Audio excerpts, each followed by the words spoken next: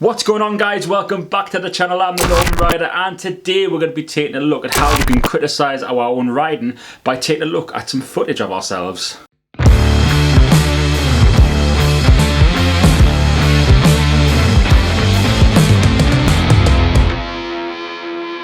So we're all heading out on the trails and we're hitting jumps and stuff like this, and we often get our friends to take videos of us doing stuff, often resulting in crashing. Yes, lad.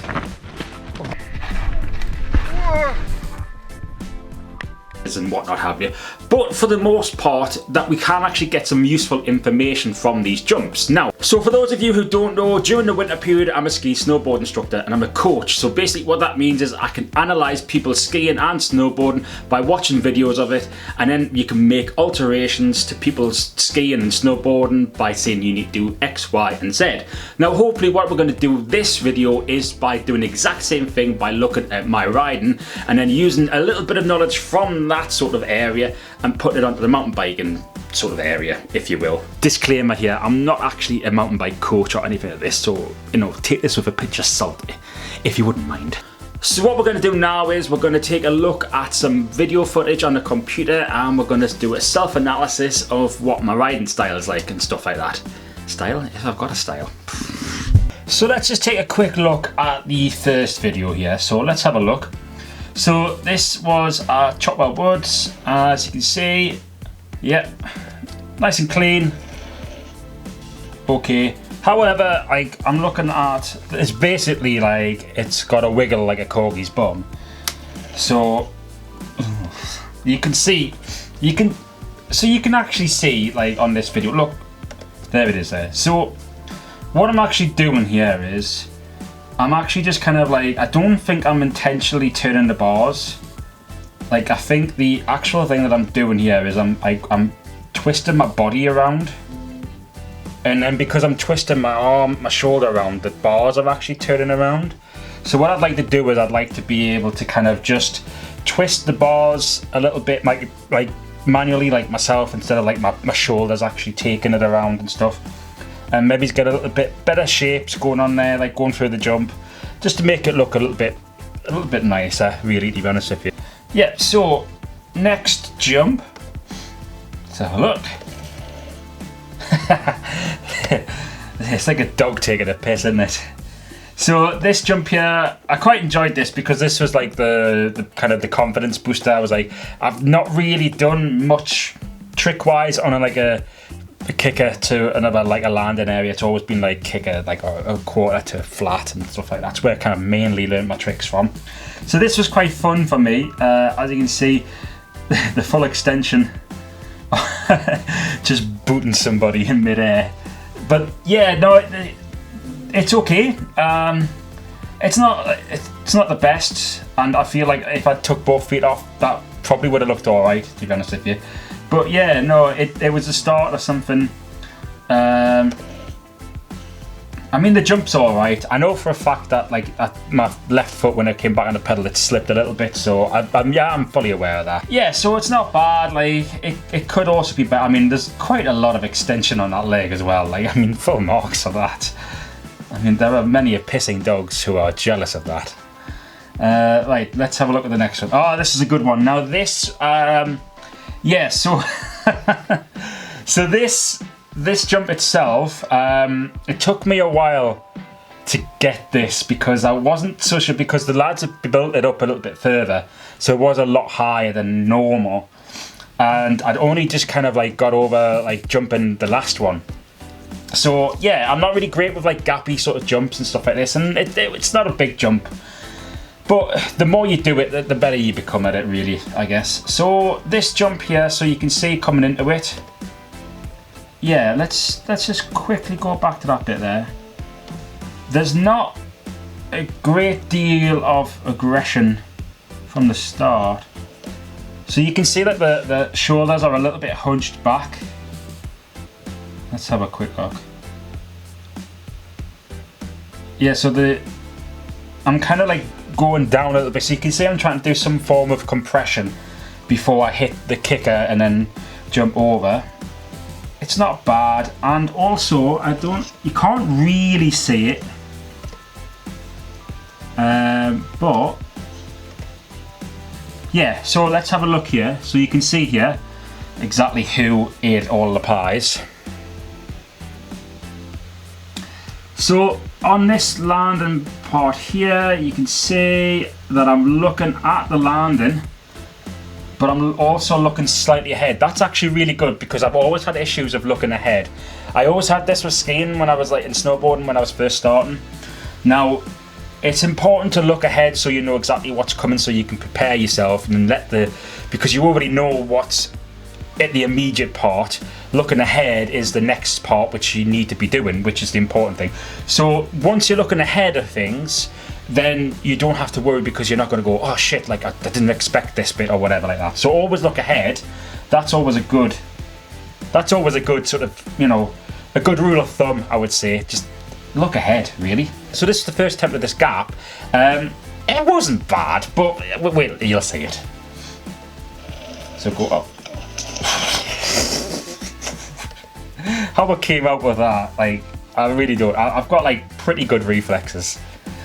I'm quite surprised I haven't been knocked off my bike from that. But let's have a look. So the first part coming into the jump, let's have a look.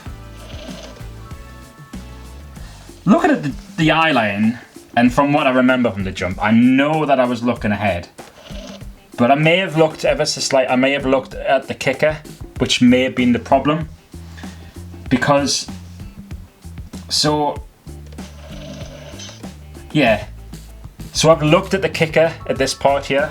So looking ahead is the best thing you can do, and I wasn't here. So look, if you see what happens here, so now I'm over.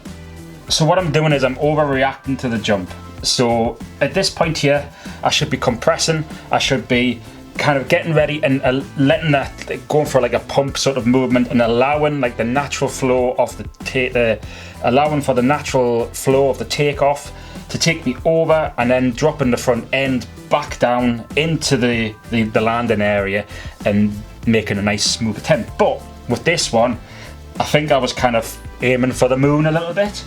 So you'll see, so it's up. There we go. So I've went up. So as you're going up, I'm kind of like pulling up on the handlebars because I'm thinking like I'm not going to make it because I wanted to get the height. So there's obviously two ways to do jumps and stuff like this. You can do it like get some height on it and then drop into it, which is a bit of a heavier landing, or you can kind of like just hit it nice and low and smooth. With this one here, so obviously there's a little bit more.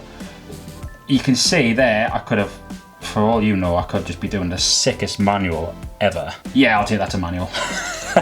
So basically what you've got here is I'm lifting up too much and I'm over exaggerating the takeoff because these jumps do not require you to actually kick over it or pull any jumps or anything like this. You can just literally let them take you. So it's going up. There we are.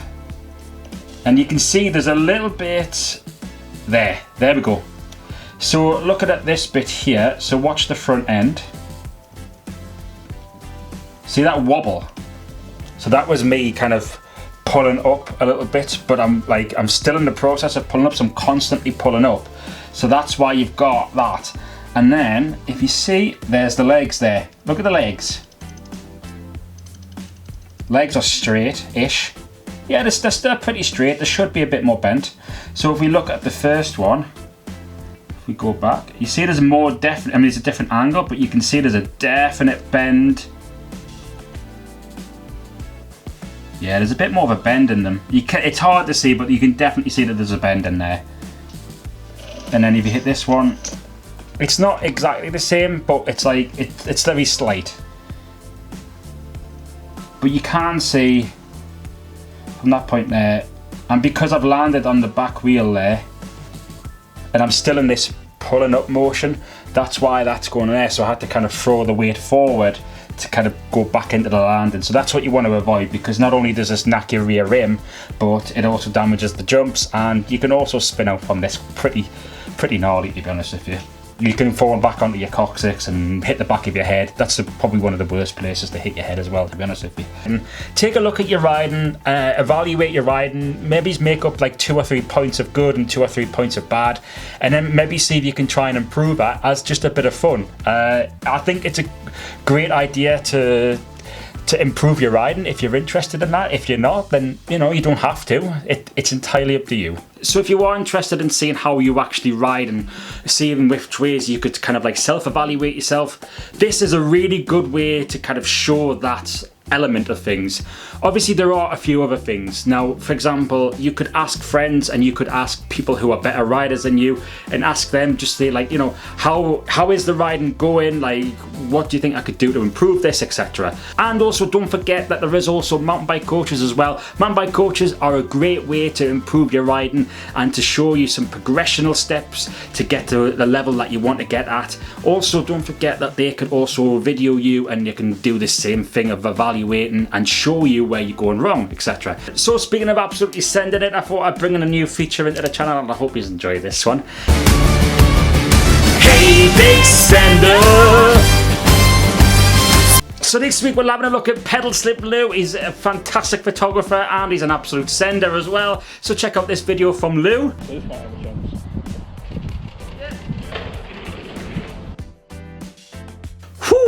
And he also sent us this picture here as well, which you can see makes the drop look absolutely huge as well. So thank you very much.